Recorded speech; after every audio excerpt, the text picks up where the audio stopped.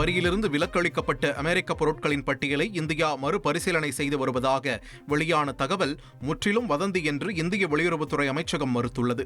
அதுமட்டுமின்றி இந்தியா அமெரிக்காவுடனான தனது இருதரப்பு ஒப்பந்தங்களை மறுபரிசீலனை செய்து வருவதாகவும், அமெரிக்கா தனது விரோதமான பொருளாதார கொள்கையை தொடர்ந்தால் அதனை நிறுத்தி வைக்க பரிந்துரை செய்து வருவதாகவும் வெளியாகியிருக்கும் தகவல்களை வெளியுறவுத்துறைக்கான உண்மை சரிபார்ப்பு பிரிவு நிராகரித்துள்ளது. தேனி மாவட்டம் போடியில் நாம் தமிழர் கட்சியின் தலைமை ஒருங்கிணைப்பாளர் சீமான் தலைமையில் மலையேறி மாடு மேய்க்கும் போராட்டம் நடைபெற்றது.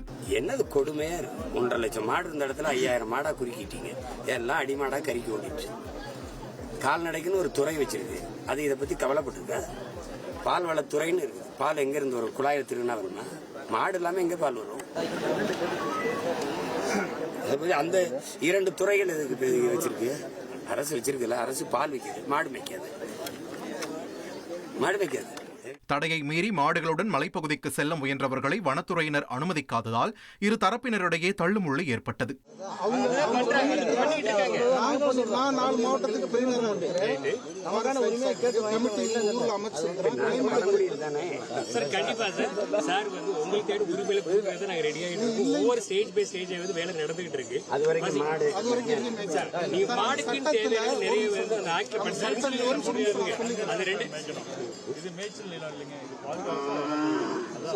எல்லா காடுகளுக்கும் சொல்றீங்க, நாங்க உழைக்கிறீங்க பாதுகாக்கப்பட்டது.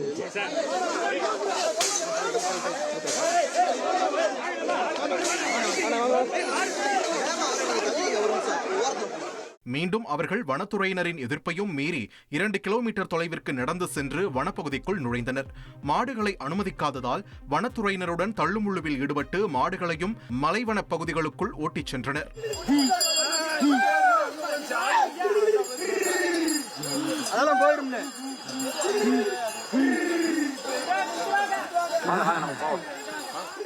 உங்கள் தந்திவன் தொலைக்காட்சியில் ஆத்மான் செவ்வாய்தோறும் இரவு 8 மணிக்கு காணத் தவறாதீர்கள்.